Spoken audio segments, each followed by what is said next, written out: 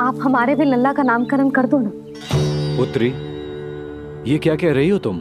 विनती कर रही हूँ, और मेरी जे आग्रह अस्वीकार मत ही करो। आप दोनों भाइयों का नामकरण एक साथ हो जाएगा।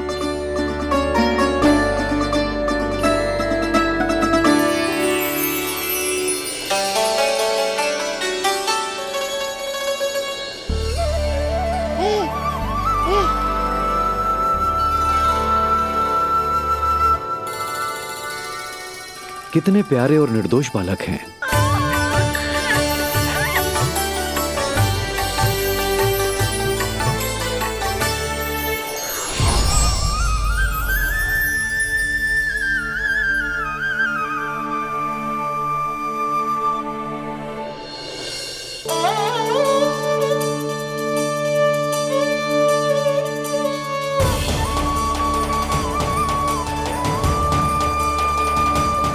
इन दोनों को देखकर गुरुदेव की आंखों में आंसू क्यों आ गए?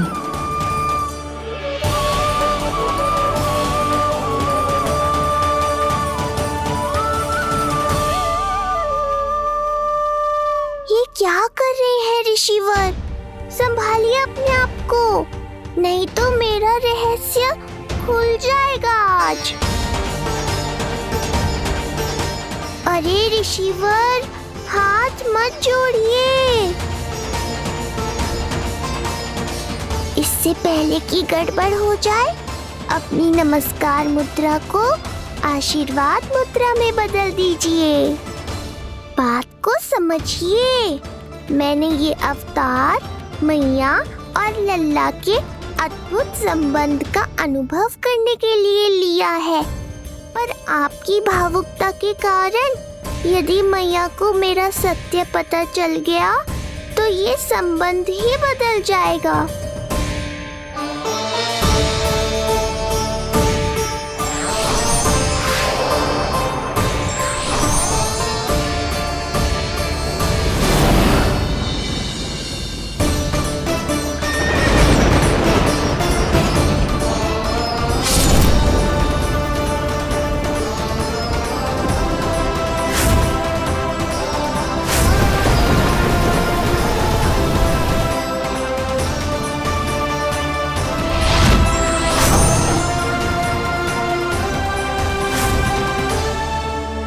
अब आप सब कुछ जान चुके हैं ऋषिवर, इसलिए अब मेरे सामने हाथ जोड़कर मेरे सत्य को उजागर मत कीजिए। अपने शिष्य वसुदेव के पुत्र के रूप में मुझे आशीर्वाद दीजिए।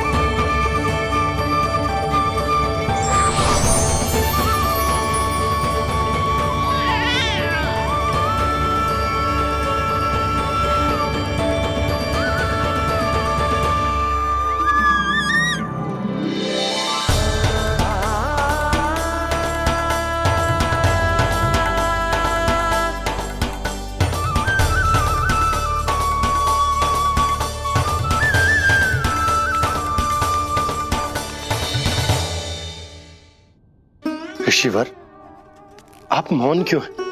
और आपकी आंखों में आंसू? सब कुछ ठीक है ना? अब तो आप हमारे लल्ला का नामकरण करोगे ना? इन दोनों का नामकरण करना मेरा सौभाग्य होगा पुत्री।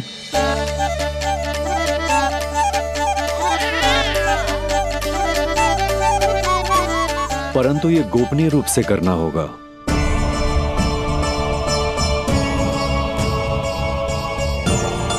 अवश्य ही स्वामी का आग्रह होगा,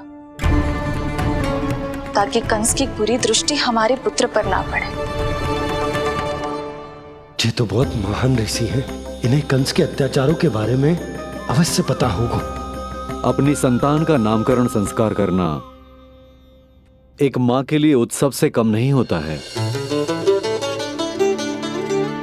पर यह छुपकर करना होगा। आप दोनों को स्वीकार तो है ना? जैसी आपकी आज्ञा गुरुदेव। स्वीकार है गुरुदेव। तो फिर कहाँ करना है हमें नामकरण का प्रबंध? गुरुदेव, मंदिर सही रहेगा? उससे पवित्र स्थान तो हो ही नहीं सकता है। ऋषिवर, आप तनिक विश्राम कीजिए, हम लोग प्रबंध करते हैं। मैं कुछ समय इन बालकों के साथ व्यतीत करना चाहूंगा। ये तो इनका सौभाग्य होगा। हमें आज्ञा दीजिए।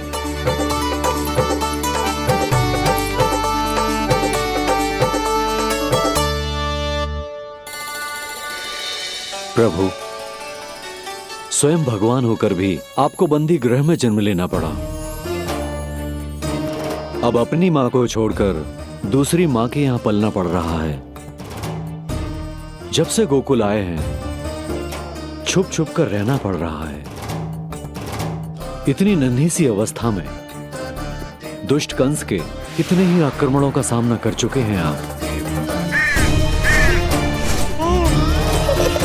और जिस उत्सव में सभी सप्तऋषियों और सभी देवी देवताओं को साक्षी बनकर आना चाहिए, उस नामकरण उत्सव को यहां एकांत में करना पड़ रहा है।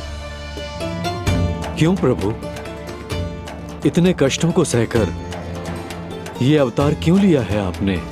दुष्टों का नाश करने के लिए, धर्म की स्थापना करने के लिए और सबसे अधिक मैया की ममता का अनुभव करने के लिए। पर इसके लिए इतने कष्ट? मानव जीवन लिया है तो कष्ट तो उठाने ही पड़ेंगे ऋषिवर। मानव जीवन की आंच जला रही है, फिर भी आप मुस्कुरा रहे हैं प्रभु। ये कैसा अनोखा अवतार है। आंच में जलकर भी यदि मैं नहीं मुस्कुराऊंगा तो अपने भक्तों को क्या शिक्षा दूंगा मैं? आज एक कंस का प्रकोप है, भविष्य में सहस्रों कंस होंगे और आने वाले युगों में होंगे अनगिनत कंस। उस समय मेरे भक्तों को पता होना चाहिए कि अपने कष्टों को कैसे सहना है और धर्म के पथ पर अडिग कैसे रहना है।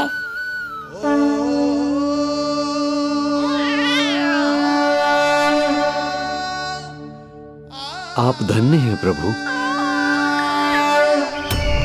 देखा अस्ति, जब सिंह दहाड़ता है तो वन के सभी जीव जंतु इकट्ठे हो ही जाते हैं। वो सब जो मेरा विश्वास पात्र होने का अधिकार और ये सिंहासन पाना चाहते हैं, सामने आए। बुद्धि के बिना बल अपंग होता है महाराज, और मेरे पास बुद्धि और बल दोनों हैं। आप केवल आदेश दीजिए किसका संहार करना है।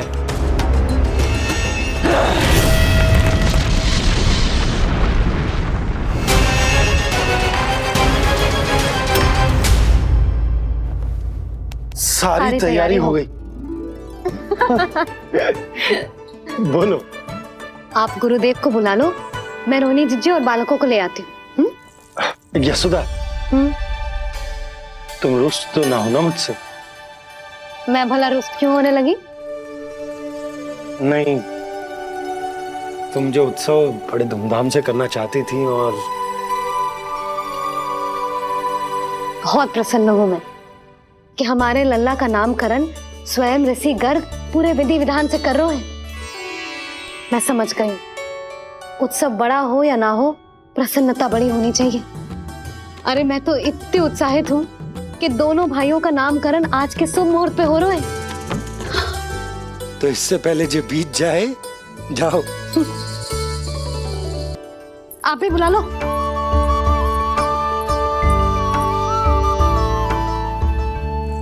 यहाँ सब के सब एक से बढ़कर एक है, तो फिर अपने कार्य के लिए किसका चुनाव सबसे पहले करूं? मेरा सामर्थ्य तो आपने अभी तक देखा ही नहीं महाराज। चुटकी बजाकर शत्रुओं का विनाश कर सकता हूं मैं।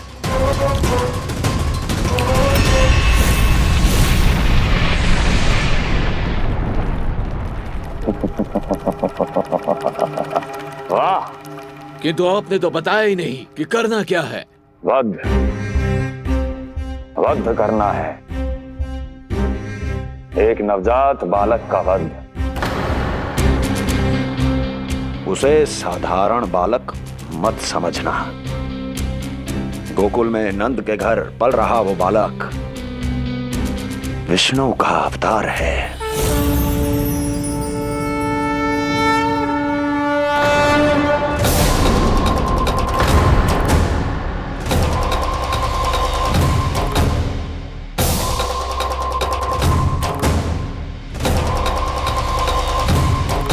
क्या हुआ?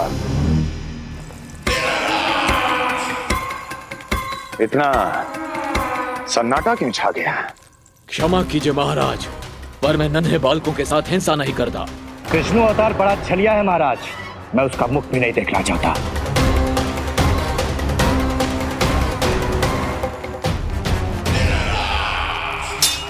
जाने दो इन्हें। वैसे भी इस सिंहासन के लिए मुझे कायरों की कोई आवश्यकता नहीं।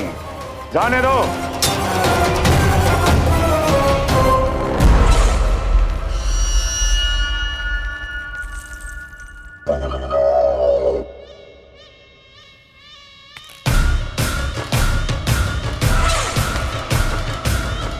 दुर्जन, क्या कहा था मैंने कहा था केवल वही आए जिनके हृदय में साहस का ज्वालामुखी धधकता हो, जिनकी तलवारें पर्वतों का सीना चीरने के लिए व्याकुल हो, जिनकी संकल्प शक्ति इतनी दृढ़ हो कि वो मृत्यु से टक्कर ले जाए।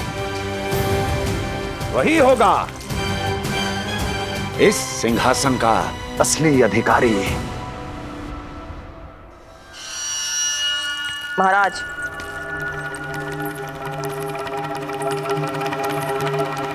ना तो आपके दिए इस सम्मान का कोई मूल्य रह गया है और ना ही आपके भय का।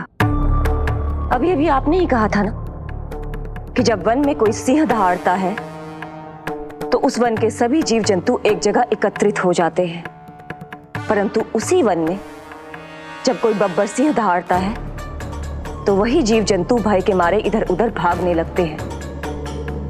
निश्चित ही वो बालक इन सब के लिए बब्बर सिंह बन चुका है।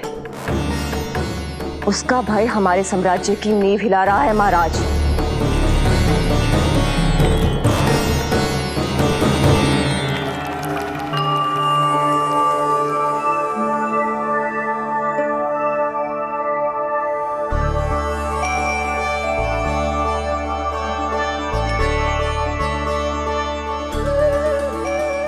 हे नारायण, मेरा मार्गदर्शन कीजिए। हे मां सरस्वती, मुझे आशीर्वाद दीजिए ताकि मैं दोनों बालकों के लिए सर्वोत्तम नामों का चुनाव कर पाऊं।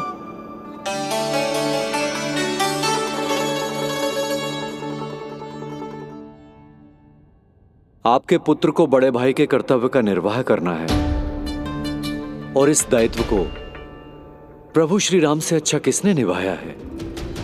जैसा अटूट संबंध उनका अपने भाइयों के साथ था, मैं श्री नारायण से प्रार्थना करता हूं कि वैसा ही प्रेमपूर्ण संबंध इसका भी अपने छोटे भाई के साथ हो।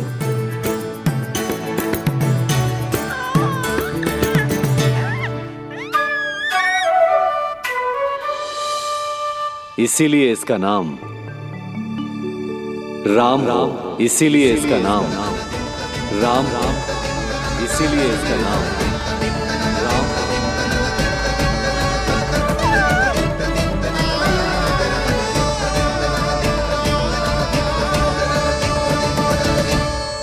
बड़े भाई में आदर्श, न्याय, संकल्प बल के साथ साथ शारीरिक बल भी होना चाहिए। मैं देख पा रहा हूं ये बालक इन सब बलों के लिए जाना जाएगा। इसलिए जो नाम इसके व्यक्तित्व के लिए सबसे उचित है वो है बलराम। बलराम, बलराम।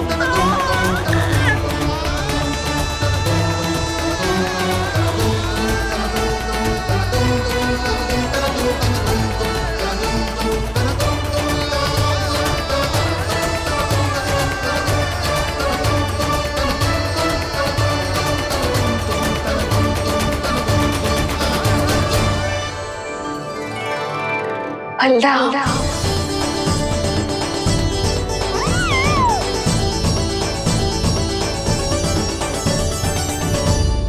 तो फिर उसका नाम बल राम रखना। कैसा अद्भुत संयोग है रिसीवर। जब इसके जन्म की सूचना देने मैं वसुदेव भैया के पास मथुरा गया था, तब उन्होंने भी यही नाम रखा था, बलराम। ये संयोग नहीं, नारायण की इच्छा है नंदराज।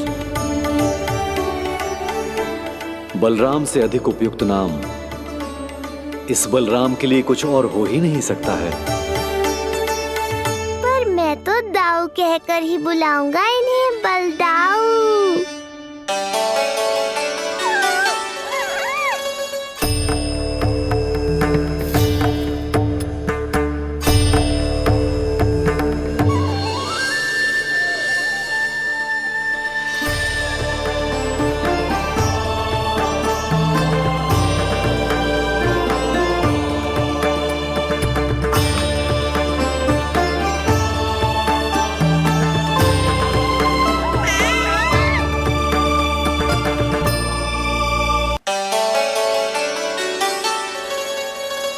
सुना पुत्र, आज से तुम्हारा नाम होगा बलराम। बलराम बलराम।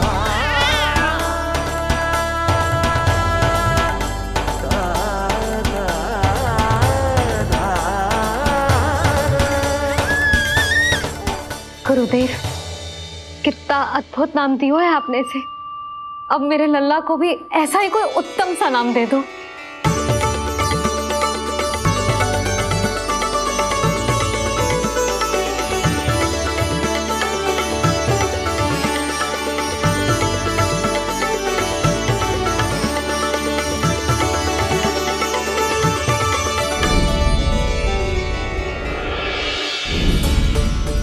ये कठिन दायित्व आपने ही मुझे सौंपा है प्रभु। इसे निभाने की क्षमता भी आप ही दीजिए।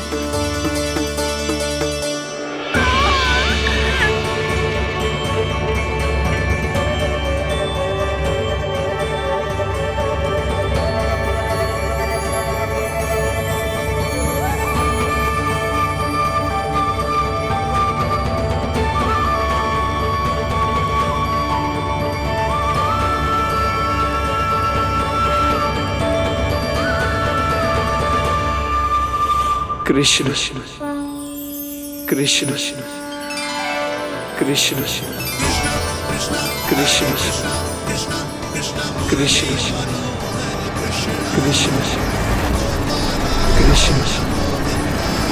कृष्ण।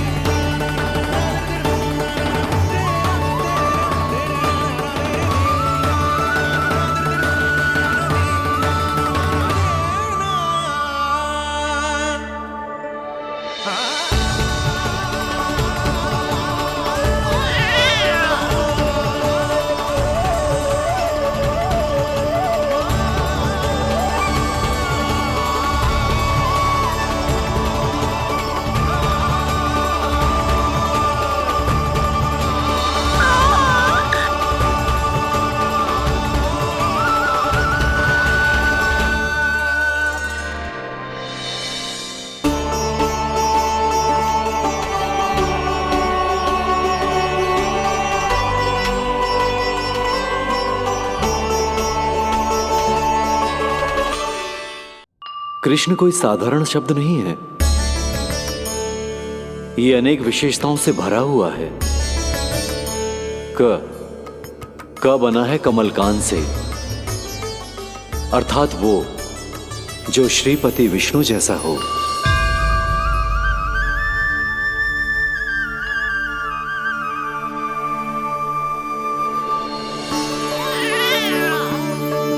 री की उत्पत्ति हुई है श्री राम से, अर्थात वो जो सबके हृदय में बस जाए। श ऐश्वर्य के स्वामी विष्णु के लिए, अर्थात वो जो समृद्धि लेकर आए।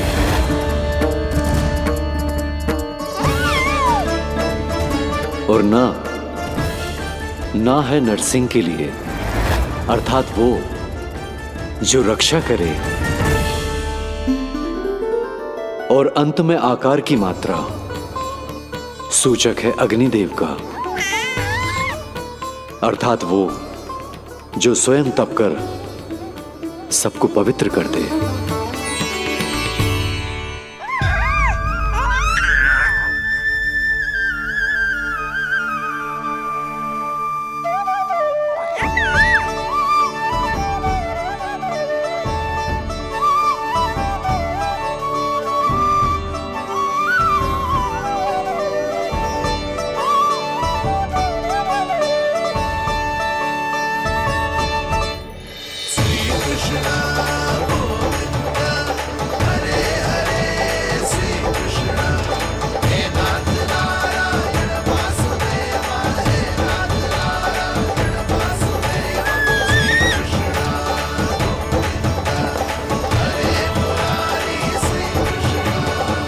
आज से तुम्हें सारा संसार जिस नाम से पहचानेगा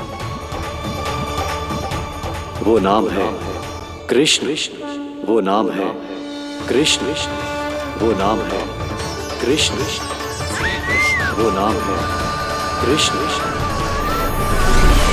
कृष्ण कृष्ण कृष्ण कृष्ण कृष्ण कृष्ण कृष्ण कृष्ण कृष्ण कृष्ण कृष्ण कृष्ण कृष्ण।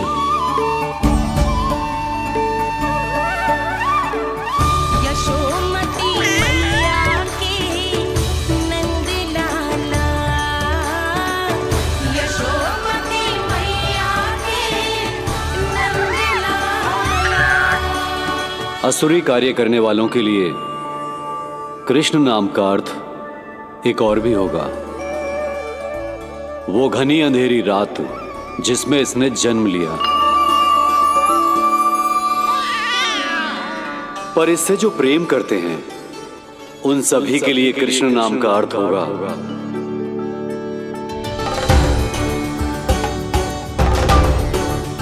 अतुलनीय सुंदरता और अथाह प्रेम।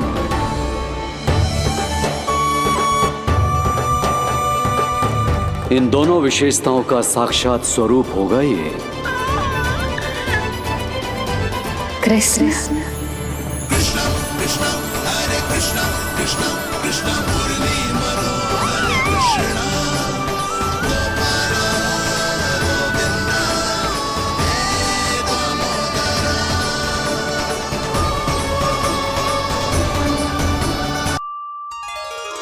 कृष्ण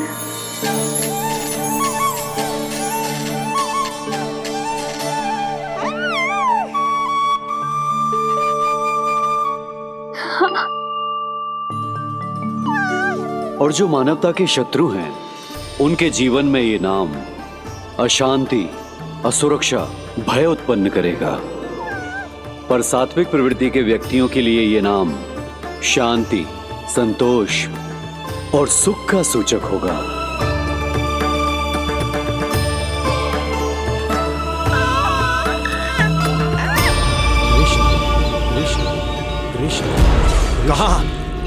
कहां से आ रही है ये ध्वनियां? कहां से आ रही है ये ध्वनियां?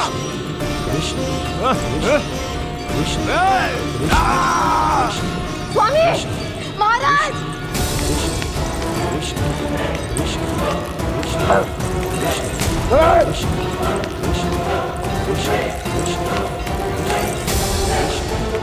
कैसी ध्वनि महाराज?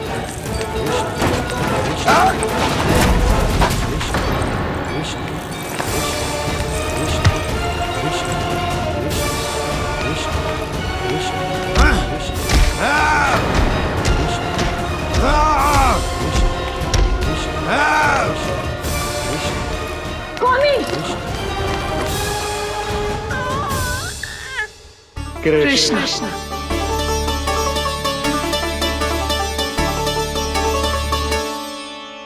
कृष्ण, जे नाम अनंत काल तक स्मरण किया जाता रहेगा, जे ही तेरी मैया का आशीर्वाद। संसार मुझे कृष्ण बुलाए या नीलमणि कहकर पुकारे, मैं रहूंगा तो बस यशोमती मैया का नंद लाला। यशोमती मैया के नंद लाला, यशोमती मैया के नंद लाला।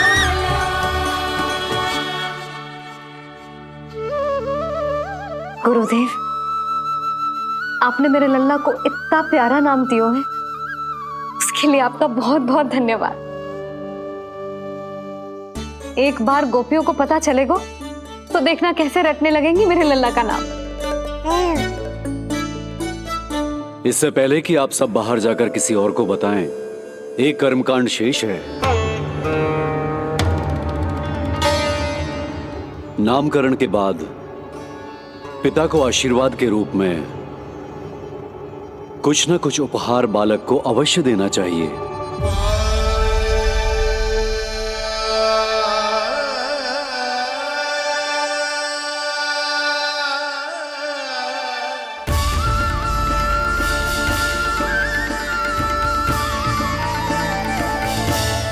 मैं क्या दूं?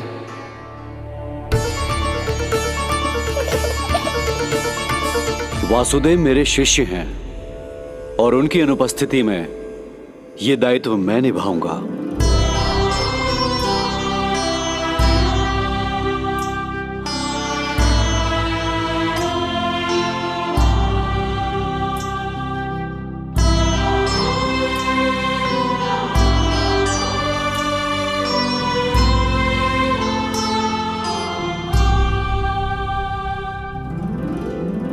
इसे अपने पिता की ओर से स्वीकार करो पुत्र।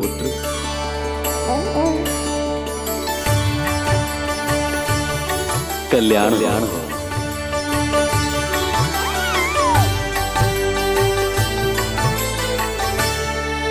क्या दूं मैं इसे?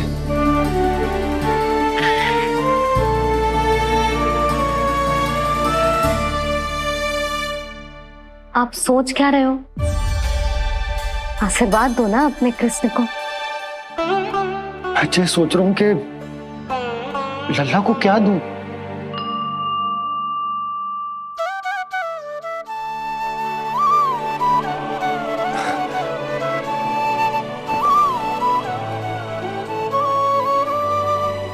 लल्ला, तू स्वयं ही बता दे, तुझे क्या चाहिए?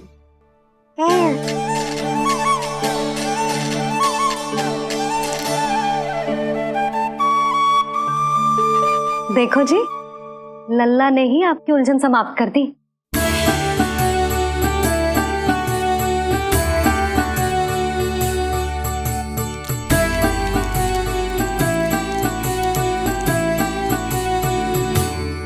मेरा आशीर्वाद कि तेरा जे नाम कृष्ण तेरी प्रजा के लिए बहुत हितकारी हो। गुरुवर, आप भी इसे आशीर्वाद दें। जिनके आशीर्वाद से ये पूरा संसार संचालित होता है, उन्हें मैं क्या आशीर्वाद दूं?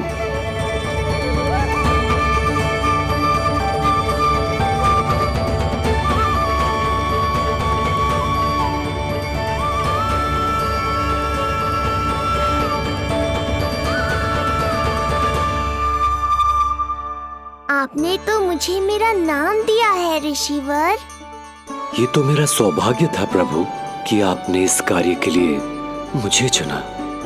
पर आपका कार्य अभी समाप्त नहीं हुआ ऋषिवर। एक विनती और है मेरी। आज्ञा दीजिए प्रभु, क्या करना होगा मुझे? बाबा को मेरी वास्तविक पहचान बतानी होगी आपको, और इन्हें इस बात के लिए मनाना होगा कि ये मैया को कभी भी मेरा सत्य पता ना चलने दे। पर प्रभु, मैं ये कैसे कर पाऊंगा? आप ही कर पाएंगे ऋषिवर, क्योंकि अब आप इस कृष्ण अवतार के मुख्य उद्देश्य को जानते हैं। बंद करो, बंद करो ये ध्वनिया। कौन सी ध्वनिया? ये ध्वनिया बंद करो, बंद करो। क्या सुनाई दे रहा है? ये शब्द जो मेरे कानों में गूंज रहा है। भारत भारत समझिए। रुक जाइए। मुझे महाराज।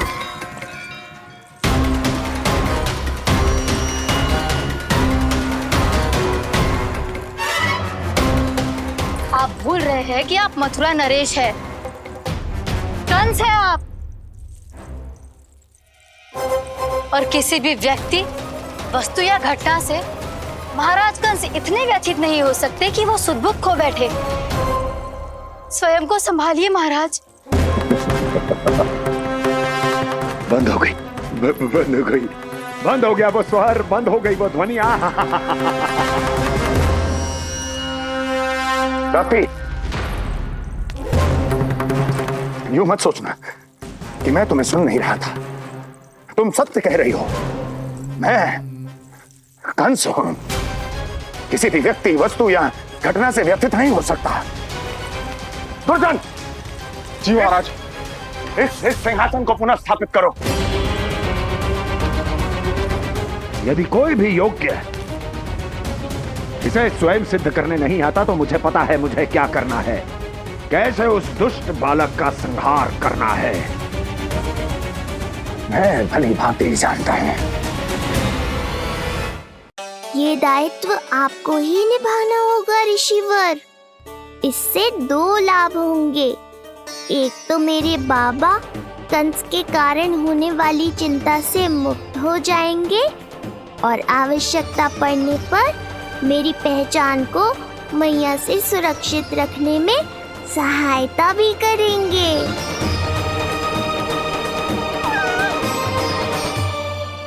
नंदराज, अब बलराम और कृष्ण दोनों को भूख लग गई होगी।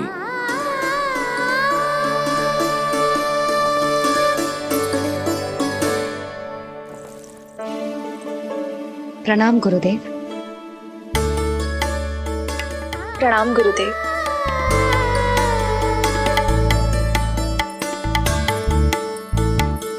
गुरुदेव, अब आप भी विश्राम कर लीजिए। नहीं नंदराज, मुझे शीघ्र ही मथुरा पहुंचना है। राजा वासुदेव और रानी देवकी मेरी प्रतीक्षा कर रहे होंगे। पर इससे पहले कि मैं जाऊं, मुझे आपको कुछ बताना है।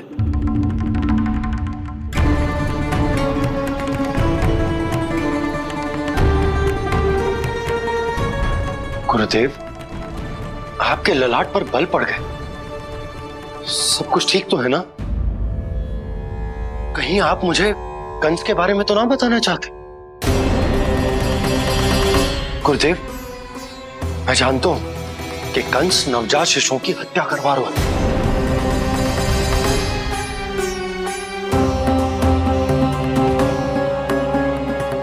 कंस नहीं, कृष्ण के बारे में कुछ कहना है मुझे।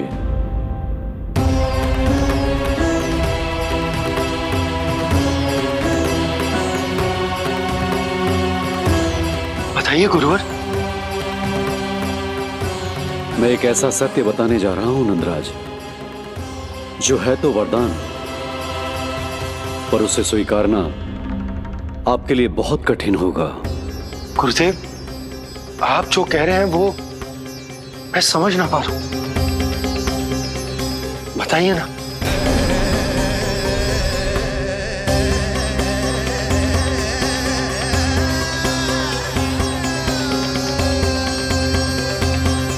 बताइए ना गुरुवर।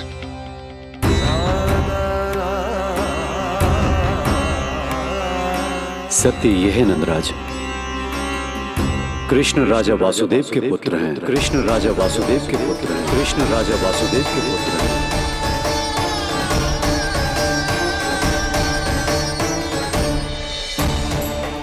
और वो कोई साधारण बालक नहीं है।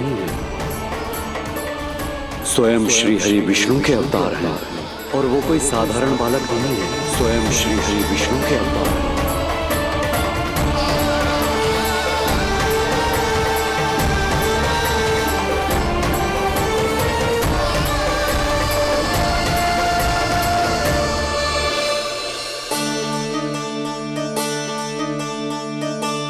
कशु विचित्र लग रहा है।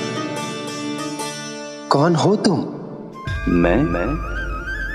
मैं हूं श्री विष्णु का अवतार। शिव, ये कैसे संभव है गुरुदेव? वो तो नन्हा सा बालक।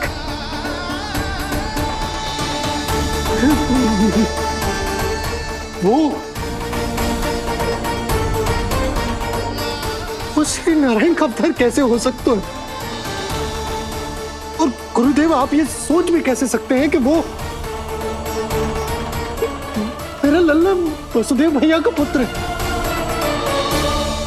यही सत्य है नंदराज। पिछले जन्म में मिले वरदान का फल है ये।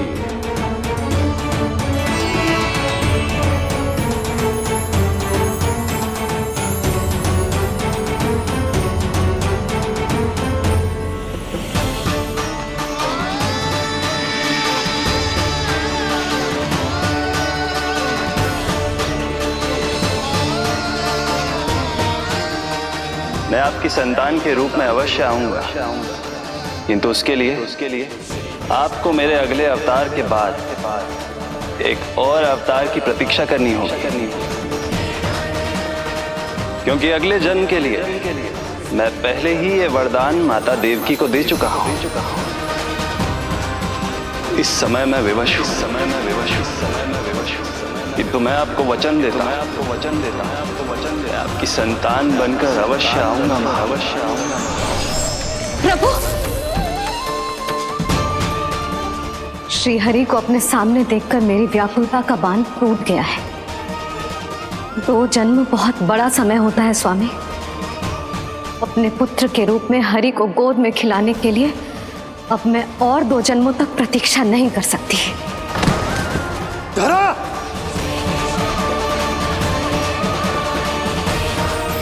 माता देवकी को मैं पहले ही वचन दे चुका हूं, इसलिए विधि के विधान के अनुसार मुझे उन्हीं का पुत्र बनकर जन्म लेना होगा। किंतु आपकी आतुरता का अनुभव करने के बाद अब मैं भी आपका स्नेह पाने से स्वयं को और वंचित नहीं रख सकता। ये जो भी हो रहा है प्रभु की ही लीला है।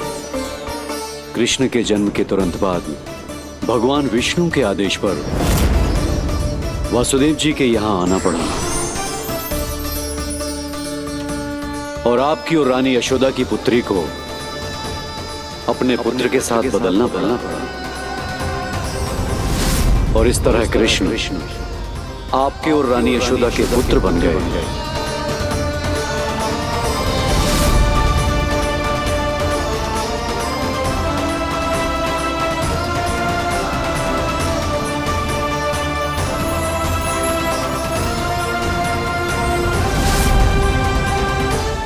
आपने सही कही थी गुरुदेव। जिस सुनने में तो वरदान ही लगता, पर इसे स्वीकार करना उतना ही कठिन। जब यशोदा को इस बात का पता चलेगा तो उसे कैसा लगेगा? अपने नाम का अर्थ अच्छे से सुनो है ना तूने? उसका हर एक अक्षर भगवान श्री नारायण से संबंधित है, जैसे उन्हीं का स्वरूप है तू। बस मैया, ये सत्य आपसे छुपा रहे, इसी कारण बाबा के लिए ये जानना आवश्यक है। फिर चाहे इसे स्वीकार करना उनके लिए कितना भी कष्टदायक क्यों ना हो। नहीं नंद, ये सत्य उन्हें आप नहीं बताएंगे। स्वयं प्रभु ने मुझसे कहा है किसी और प्राणी को इसके बारे में भनक तक नहीं लगनी चाहिए, और रानी यशोदा को तो बिल्कुल नहीं। गुरुवर, कंस के आक्रमणों की जानकारी यशोदा से पहले ही छुपा कर रखना कठिन था। अब इतना बड़ा सत्य मैं यशोदा से कैसे छुपाऊंगा? आपको छुपाना ही होगा नंदराज, यही प्रभु की इच्छा है।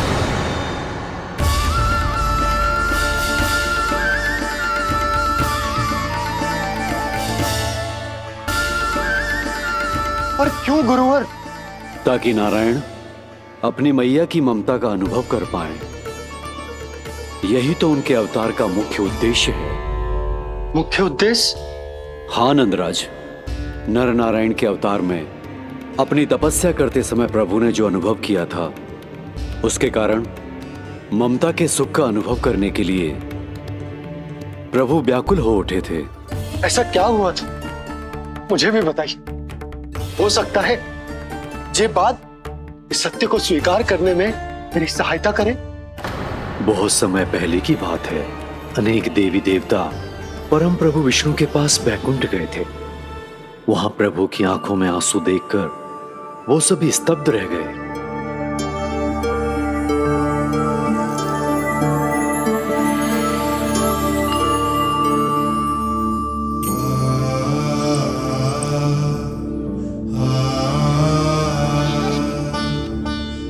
प्रभु,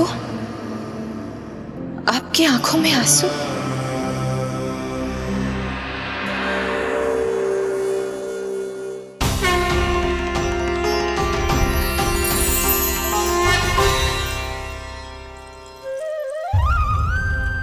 चिंता मत कीजिए, आप सब तो जानते हैं हिरण्यकश्यप को मारने के लिए मैंने नरसिंह अर्थात आधे मानव और आधे सिंह के रूप में अवतार लिया था। उस राक्षस का वध करने के बाद नर और सिंह दोनों भागों ने अलग अलग होकर नर और नारायण के रूप में पुनः जन्म लिया। वर्तमान में वो दोनों बद्रिकाश्रम में तपस्या कर रहे हैं।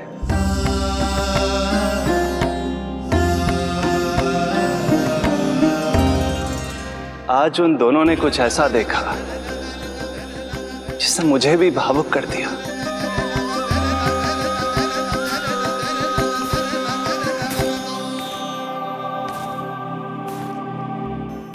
सखा, ये युवक कौन है? निकट के एक गांव के धनी व्यापारी का पुत्र है ये। प्रत्येक संध्या वन के उस पार ये अपनी प्रेयसी से मिलने जाता है और फिर रात्रि भर उस नर्तकी के साथ सहवास करने के बाद सुबह अपने निवास को लौट आता है। यदि यही इसका नित्य क्रम है तो फिर आज ये इतने तनाव में क्यों है?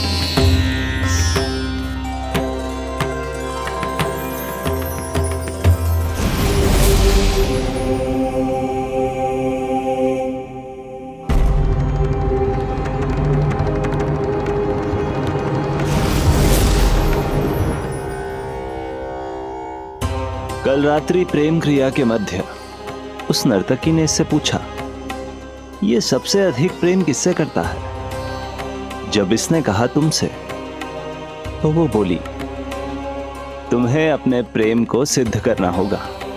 अपनी मां के हृदय को उसके तन से अलग कर मुझे सौंपना होगा। मां का हृदय? क्या हुआ प्रभु? वो लाया अपनी मां का हृदय? ये जिज्ञासा यक्ष प्रश्न बनकर पूरे दिन नर और नारायण के मस्तिष्क में कौंधती रही। उन्होंने संध्या होने तक वहीं नदी किनारे प्रतीक्षा करने का निर्णय लिया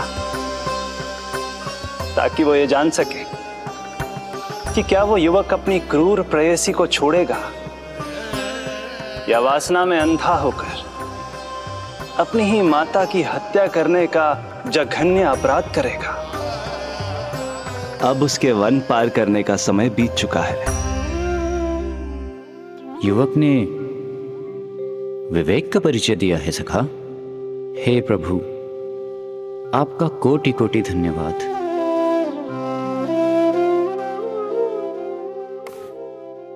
सखा,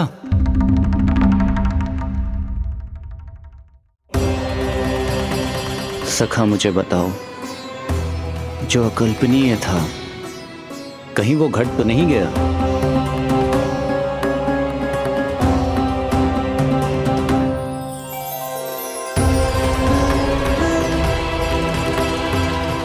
जब इस युवक की मां को इसकी प्रेयसी की क्रूर मांग के बारे में पता चला तो जो उसने किया वो इस समस्त संसार में केवल एक मां ही कर सकती है। बस इतनी सी बात?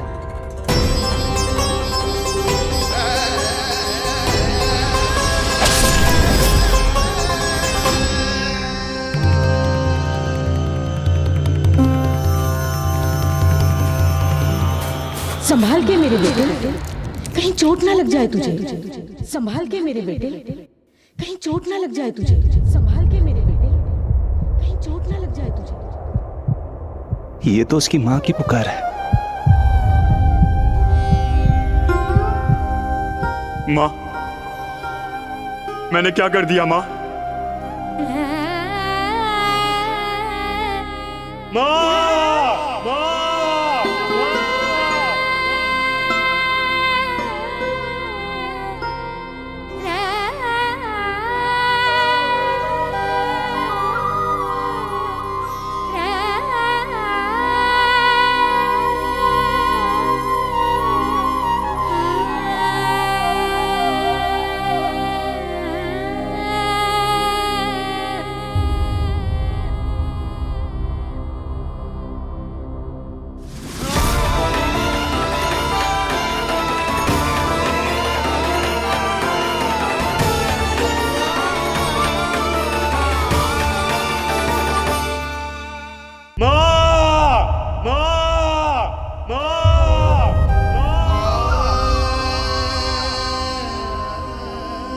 इस घटना से केवल नर और नारायण ही भावुक नहीं हो गए थे, बल्कि बैकुंठ में बैठे श्री हरि की आंखों में भी आंसू आ गए थे।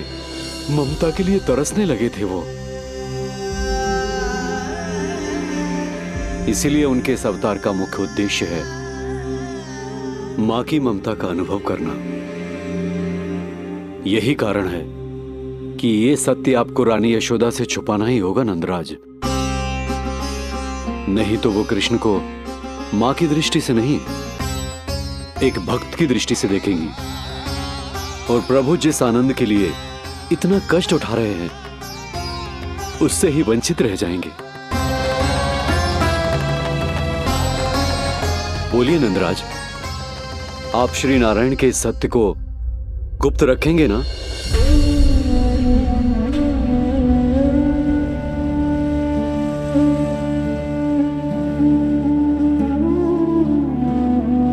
प्रभु ने मुझे कैसी दुविधा में डाल दिया है गुरु। यशोदा से तो ये सत्य मैं छुपा भी लूंगा, परंतु स्वयं से कैसे छुपाऊंगा? और बाबा होने को सुख, उसको अनुभव कैसे कर पाऊंगा? जो हो रहा है और जो भी होता है सब उनकी ही इच्छा से होता है नंदराज। इसलिए आगे का मार्ग भी वही दिखाएंगे। अब मैं चलता हूं नंदराज। राजा वसुदेव और रानी देवकी नामकरण के बारे में जानने के लिए व्याकुल हो रहे होंगे।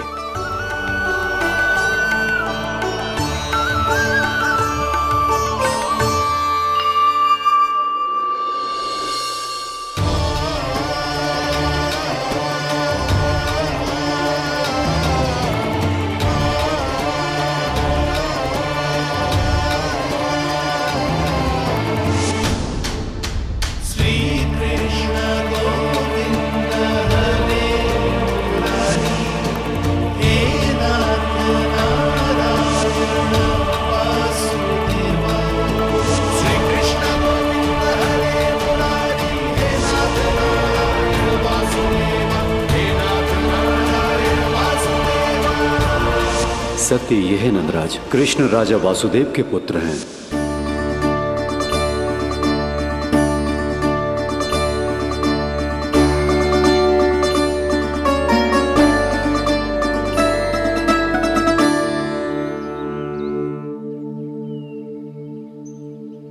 नंदराज, अपने आप को संभालिए और शांत चित्त से घर लौटिए। और हां, स्मरण रखिए कि प्रभु ने आपको बहुत ही बड़ा उत्तरदायित्व सौंपा है, आपको उसे निभाना ही होगा।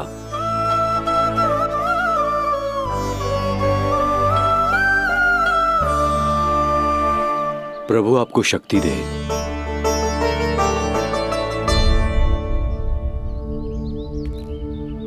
आप बहुत सौभाग्यशाली हैं नंदराज, जो प्रभु आपके घर पल रहे हैं। उनके बारे में सोचिए जिनके यहां प्रभु ने जन्म लिया है। वो दोनों तो प्रभु की बाल लीलाओं से पूरी तरह से वंचित हैं।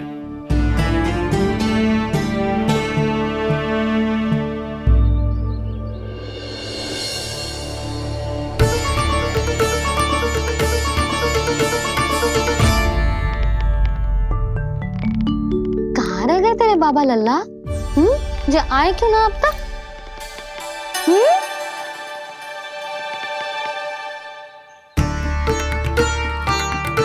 मेरा लल्ला मेरा ना है, वो तो मेरे आराध्य नारायण का अवतार, और ये बात मुझे यशोदा से छुपानी।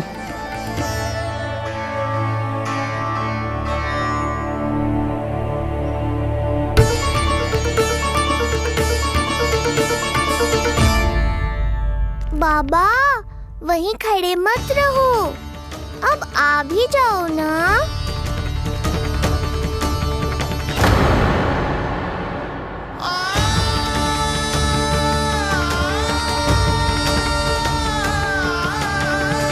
एक पग भी आगे बढ़ाने का साहस ना हो रो मेरा।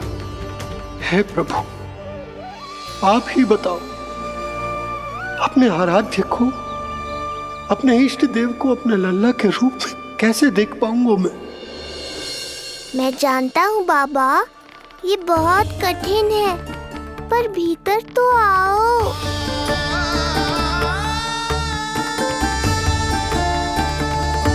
अब आ भी जाओ बाबा, ऐसे बाहर कब तक खड़े रहोगे आप?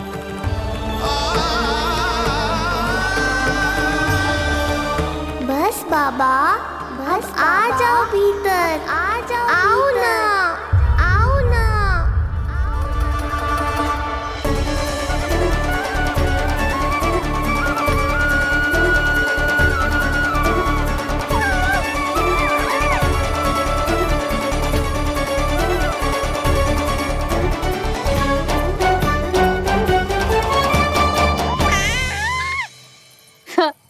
समझो?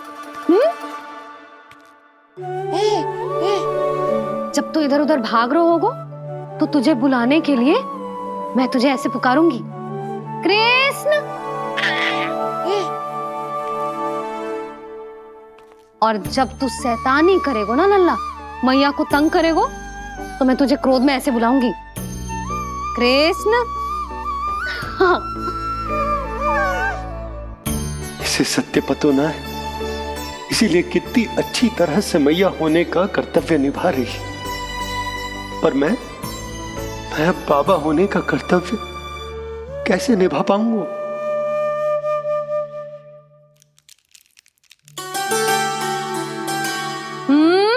सावधान। इतनी अच्छी लगी तुझे बाबा की दीजे माला, कि मुंह में ले लियो तूने? मुंह में लेने की वस्तु ना है लल्ला। जैसे यशोदा आपको एक मैया की तरह सीख दे रही है, मैं आपको बाबा की तरह शिक्षा कैसे दे पाऊंगा प्रभु?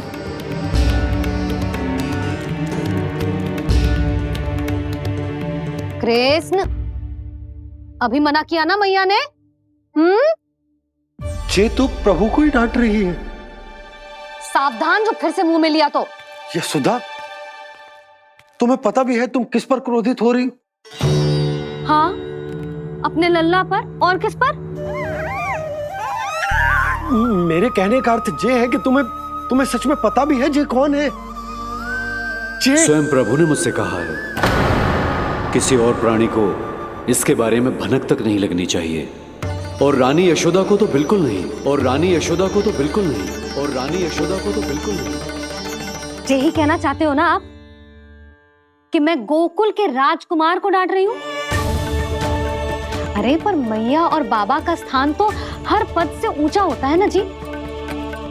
माँ और बाबा को तो अधिकार होता है ना प्रेम करने का भी और भूल पर डांटने का भी। बस यही बात आपको समझनी है बाबा, फिर सब पहले जैसा हो जाएगा। मैं समझता हूँ जे, पर ये विचार के जे केवल हमारा पुत्र ना है, ये स्वयं नारायण का अवतार भी है, इसे अपने मन से निकाल ना पा रहा हूं मैं। ओहो, आपको समझाना तो मैया को संभालने से भी अधिक कठिन है बाबा। लल्ला, अरे लल्ला। जशोदा जी, आपने हमें नामकरण के लिए ना बुलायो। कोई बात ना है, लेकिन ये तो बताओ कि लल्ला का नाम क्या रखो है? हाँ भाभी, बताओ ना। हाँ जीजी, अब और प्रतीक्षा ना हो रही हमसे। इसका नाम रखो है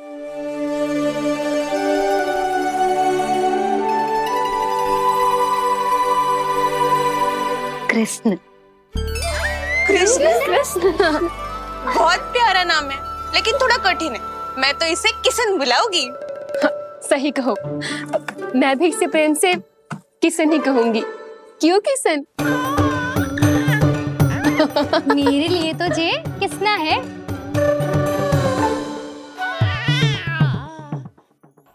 क्या कर रही हैं ये सब? बाबा, इन सब के लिए मैं केवल कृष्ण हूँ, भगवान नहीं। बस अब आप भी शीघ्र ही समझ जाओ ना ये। अरे तुम सब। हाँ हाँ, बुरा मुझे भी लग रहा है, जो सारी की सारी पहले ही दिन मेरे लल्ला का नाम बिगाड़ रही हैं। किंतु इसमें भी इन सब का प्रेम ही छुपा है, और हम सब तो प्रेम से भगवान को भी प्यारा सा नाम दे देते हैं, है ना? हाँ। सत्य तो ये है कि कृष्ण नाम बहुत अच्छा है, किंतु मैं भी अपने लल्ला को प्रेम का नाम देना चाहती हूँ। कान्हा बुलाऊंगी इसे, कान्हा बुलाऊंगी इसे, कान्हा बुलाऊंगी इसे।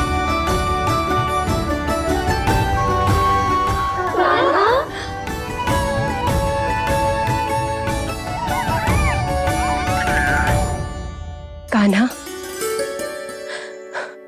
अनोखी ध्वनि, सहज सा मीठा, मैं भी इसे कान्हा ही पुकारूंगी।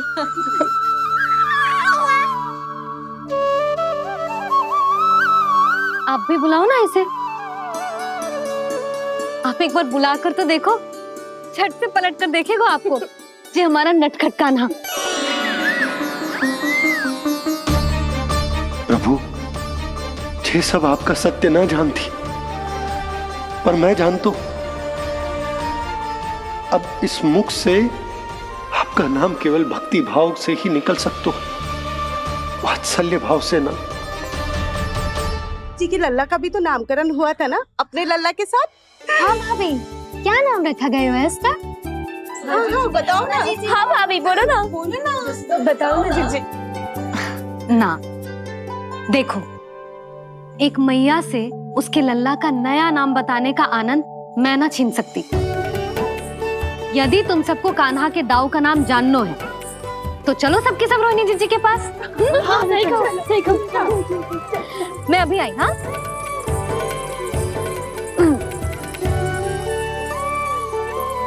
सुनो जी, आप लल्ला को संभालो, मैं अभी आई। रोहिणी, मैं कैसे? ये प्रभु, लल्ला जी क्या मैं कर रहे हो?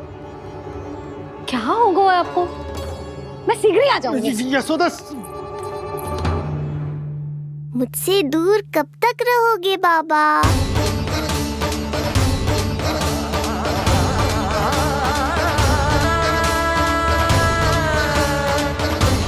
एक बार मेरी ओर देखो तो सही।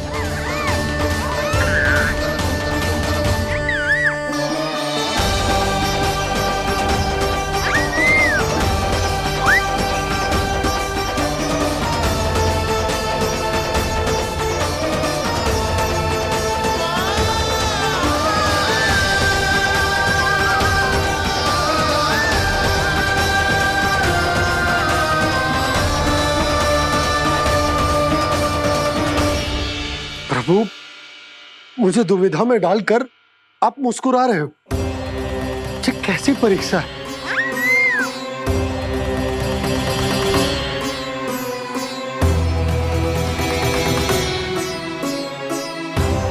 ये क्या कर रहे हैं आप? पिता का स्थान पुत्र के चरणों में नहीं होता, पुत्र के सिर के ऊपर होता है उनका हाथ, उनका वरदहस्त। प्रभु, आप चाहते हो कि मैं आपका सत्य यशोदा को न बताऊं। यशोदा चाहती है कि मैं आपको लल्ला की तरह अपने गोद में उठाकर आपसे बातें करूं। मेरी आंखें चाहती हैं कि मैं आपको अपने इष्ट देव, अपने आराध्य के स्वरूप में देखूं। और मेरा हृदय चाहता है कि मैं आपको अपने पुत्र के स्वरूप में देखूं। अब आप ही बताओ प्रभु, अब मैं इस परिस्थिति में क्या करूं? मुझे कुछ समझ में ना आ रहा। आप ही का आश्रय है प्रभु। आप ही को सहायता करनी होगी। आप ही बताइए कि किस प्रकार एक भक्त अपने भगवान को अपने लल्ला के स्वरूप में देखे, उसे अपने हाथों में उठाए, उसे खिलाए, उसके साथ बातें करे, कैसे वो उसका लालन पालन करे अपने पुत्र के स्वरूप में। प्रभु, मुझे कुछ समझ में ना आ रहा। सहायता करो प्रभु। चिंता मत कीजिए बाबा, आपके सभी प्रश्नों का उत्तर शीघ्र ही मिलेगा आपको।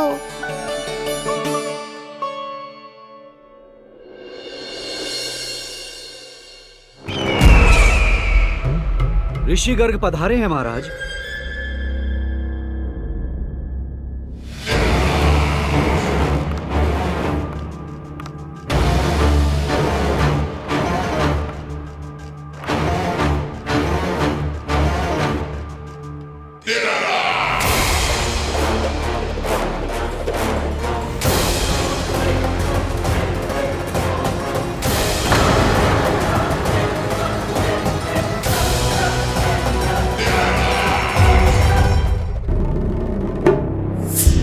तो महान मथुराधीश कंस के दरबार में ऐसे सम्मान होता है ऋषि मुनियों का?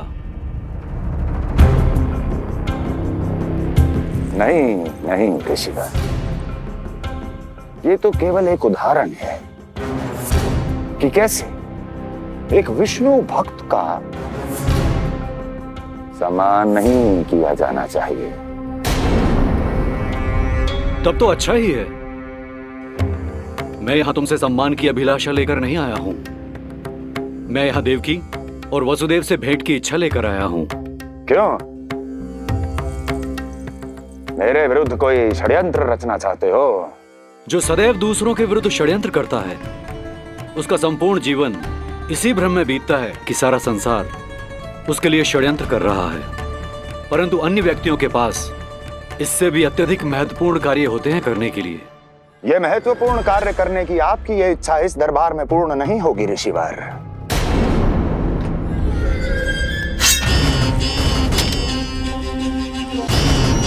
मैं आपको उन दोनों से भेंट करने की आज्ञा नहीं दूंगा। कैसे रोकोगे मुझे? कैसे? बड़ा ही विचित्र प्रश्न है, किंतु इसका उत्तर बड़ा ही सरल है ऋषिवर। जानते हैं, मेरे दिन का आरंभ कैसे होता है। किसी ना किसी का संहार करके। और यदि एक संहार और हो जाएगा तो मुझे क्या अंतर पड़ेगा। स्वयं से एक प्रश्न पूछो कंस, स्वयं से एक प्रश्न पूछो कंस। मेरा संहार करने के लिए, मेरा संहार जिस संकल्प शक्ति की आवश्यकता है, संकल्प शक्ति की आवश्यकता वो है तुम में, वो है तुम में। कर पाओगे मेरा संहार? जिस संकल्प शक्ति की आवश्यकता, जिस संकल्प शक्ति की आवश्यकता वो है तुम में, वो कर पाओगे मेरा संहार? कर पाओगे मेरा संकल्प शक्ति की आवश्यकता है, संकल्प शक्ति की आवश्यकता। बोलो कंस, बोलो। यदि मैंने श्राप दे दिया, यदि मैंने श्राप दे दिया, कौन सा कवच तो तुम्हारा उसे सत्य होने से रोक पाएगा, उसे सत्य होने से रोक पाएगा। बोलो कंस, बोलो। यदि मैंने श्राप दे दिया, यदि मैंने श्राप तुम्हारा कौन सा कवच तो तुम्हारा उसे सत्य होने से रोक पाएगा, उसे सत्य होने से रोक पाएगा। ऋषिवर, यदि आपके हृदय में स्वामी के विरुद्ध षड्यंत्र करने की इच्छा नहीं है तो महाराज भी आपको किसी से भेंट करने से रोकना नहीं चाहेंगे, है ना महाराज?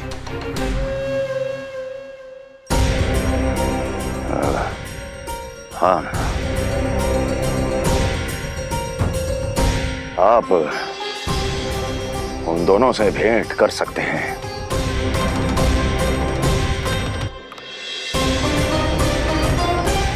दुर्जन, इन सब पर दृष्टि रखो। अब सब कुछ सुनकर आना, सब कुछ भी छूटना नहीं चाहिए। जाओ।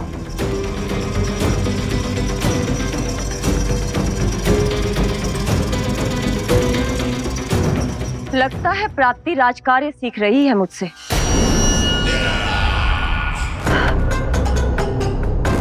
उचित समय पर सही सुझाव दिया तुमने प्राप्ति। अब आसानी से पता लग जाएगा कि ऋषिगढ़ के यहाँ आने का वास्तविक कारण क्या है महाराज।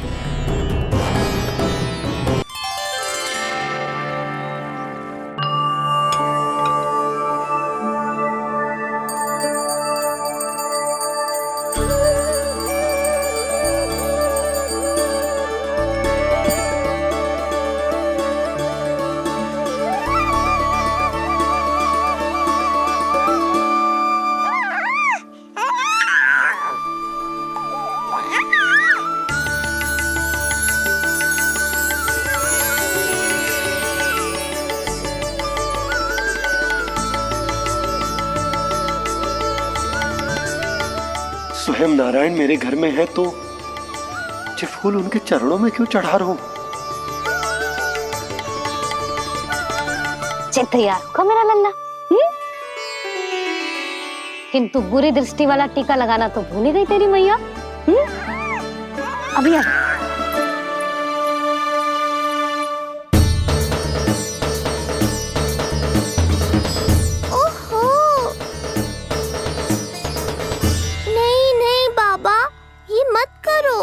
मैया आ रही है, उन्हें पता चल जाएगा।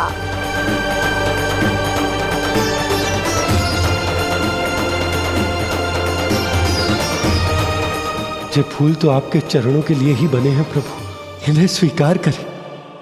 बाबा, ये सत्य मैंने आपको अपना साथ देने के लिए बताया था, अपने आप को फंसाने के लिए थोड़ी ना।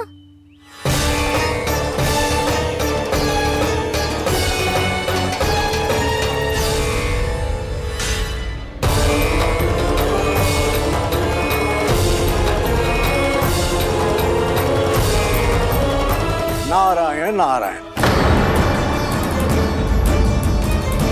प्रणाम पंडित जी। नंदराज जी, रानी जी, बिटिया के पांव भारी थे ना, तो उसे लिवाने समधियाने चला गया था। वहां कुछ अधिक ही समय लग गया। आज वापस आया तो पता चलो कि स्वयं गर्ग ऋषि ने लल्ला का नाम रखो है, सो मिलने चला है। क्या नाम मिलो है इसे? उन्होंने लल्ला का नाम कृष्ण रखो है। उन्होंने लल्ला का नाम कृष्ण रखो है।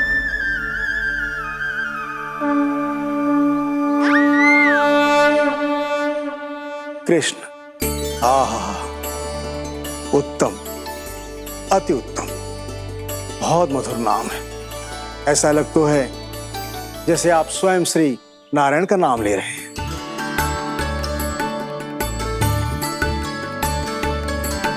स्थिति को और गंभीर मत बनाओ पंडित जी।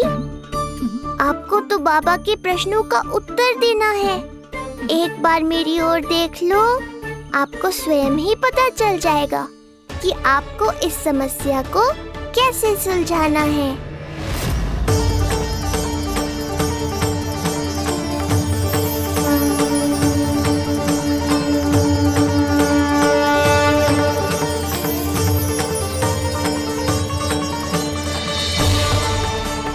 पंडित जी मेरे लल्ला को टकटकी बांध के देखे क्यों जा रहे हैं?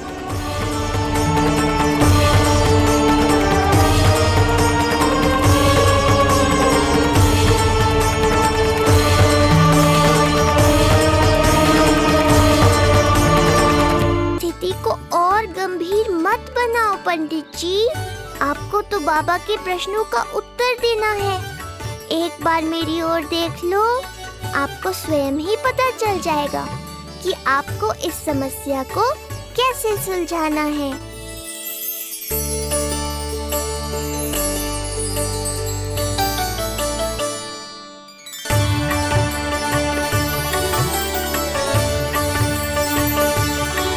क्या हुआ पंडित जी?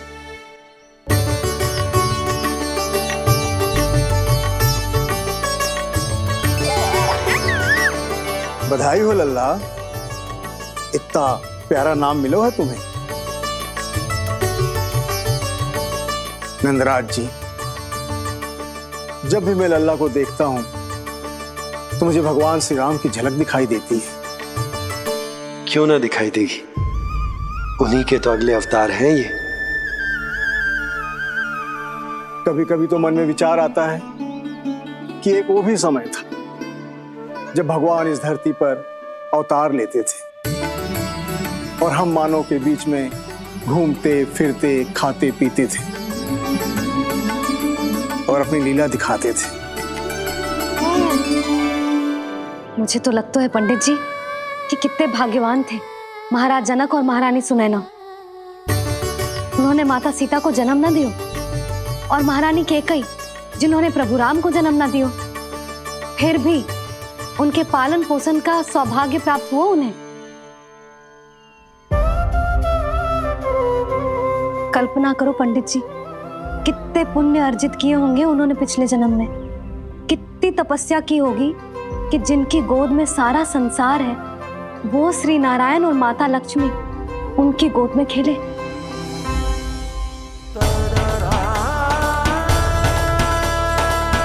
संसार में अवतार लेकर सांसारिक नाते भगवान को भी निभाने पड़ते हैं, फिर हम तो मानव हैं। संसार में अवतार लेकर सांसारिक नाते भगवान को भी निभाने पड़ते हैं, फिर हम तो मानव हैं।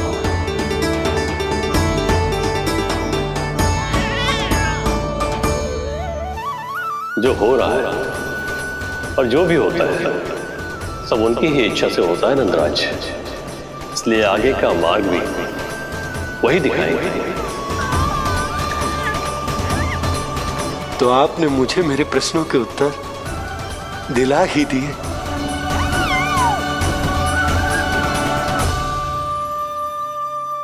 मैं भी क्या क्या बातें करने लगा। लगता है नाना बनने की प्रसन्नता का प्रभाव है जी। हमारी बिटिया को लक्ष्मी हुई है ना। बधाई हो पंडित जी, बहुत बहुत बधाई हो। मैं मैया और उसकी बिटिया से अवश्य मिलने आऊंगी। बधाई हो पंडित जी। अब मुझे आज्ञा दीजिए, वैद्य जी से कुछ औषधियां लेनी है मुझे। नारायण नारायण।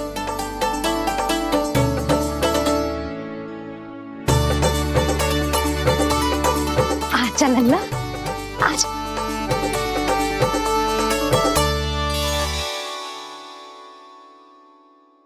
ठीक है। सुनो जी, तनिक कान्हा को संभालो, मैं यूं गई और यूं आई।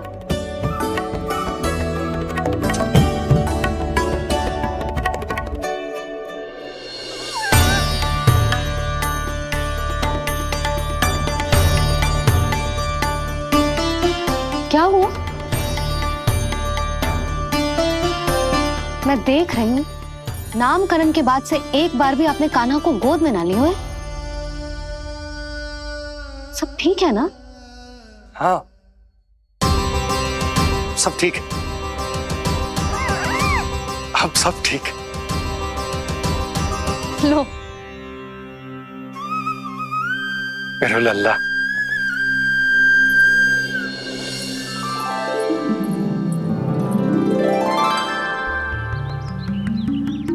आपका बहुत बहुत धन्यवाद ऋषिवर। यादवों का कुलगुरु होने के नाते ये तो मेरा कर्तव्य था पुत्री। मुझे क्षमा कर दे लल्ला, कुछ समय के लिए मैं अपने कर्तव्य से भटक गया था। सब कुछ पूरे विधि विधान से संपन्न हुआ है।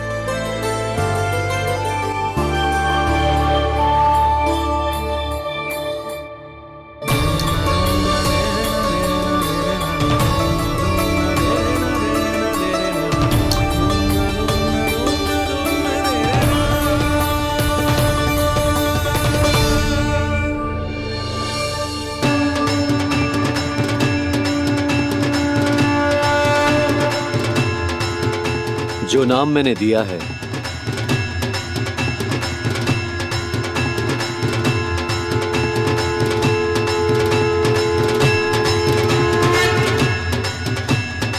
आप मुझे क्षमा कर दो बाबा, मैंने आपको इतनी दुविधा में डाल दिया।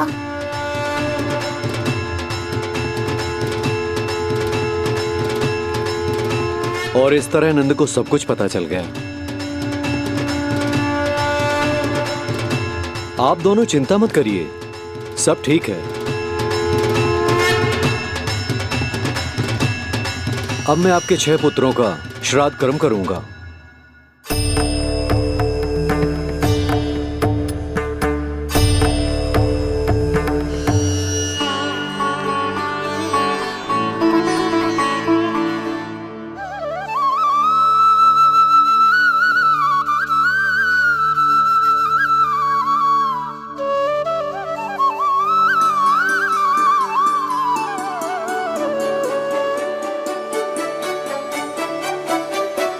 कान्हा,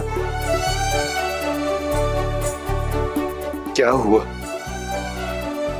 जो मैं तेरा वास्तविक बाबा ना हूं? क्या अंतर पड़ तू कि तुम मेरे आराध्य के अवतार हो? महत्वपूर्ण बात तुझे है कि मुझे तुम्हारे साथ मुस्कुराने को, तुम्हें खिलाने को, तुम्हारा ध्यान रखने को,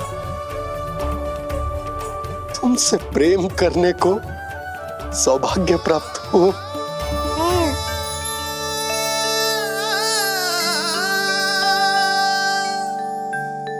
बाबा, सत्य जानने के बाद अब आपको केवल प्रेम ही नहीं करना है, मुझे डांटना भी है जब मुझसे कोई भूल हो जाए या मैं कोई शरारत करूं। तुमने मुझसे कुछ कही कान्हा, पर ये सब जानने के बाद तुम्हें कैसे डांट सकता हूँ? बताओ ना कि कैसे मैं तुम्हें ये कहूँ? वो सब आप मुझ पर छोड़ दो बाबा। शीघ्र ही जीवन की माया आपको अपने प्रभाव में ले लेगी और आप ये सब भूल जाओगे। पर जब जब मेरी दिव्यता की झलक संसार को मिलने वाली होगी और मेरा सत्य मैया को पता चलने वाला होगा, तब तब आपको इसका स्मरण हो जाएगा। इसका अर्थ है कि गुरुवर ने सही कहा था। श्री हरि की आंखों में भी आंसू आ गए थे, ममता के लिए तरसने लगे थे वो। इसीलिए उनके इस अवतार का मुख्य उद्देश्य है माँ की ममता का अनुभव करना। जो सत्य है कि इस अवतार का मुख्य उद्देश्य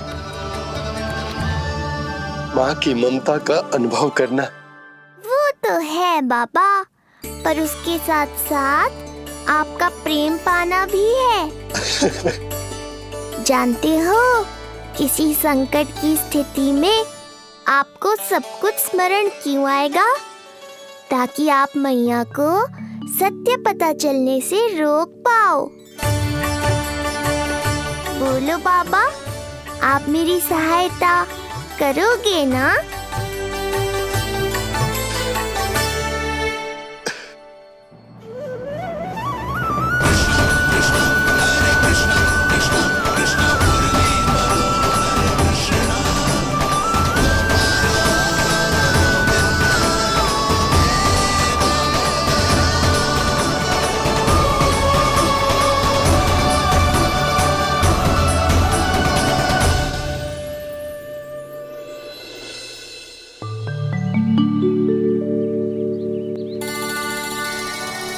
अब तो मेरा कान्हा बैठना सीख गया।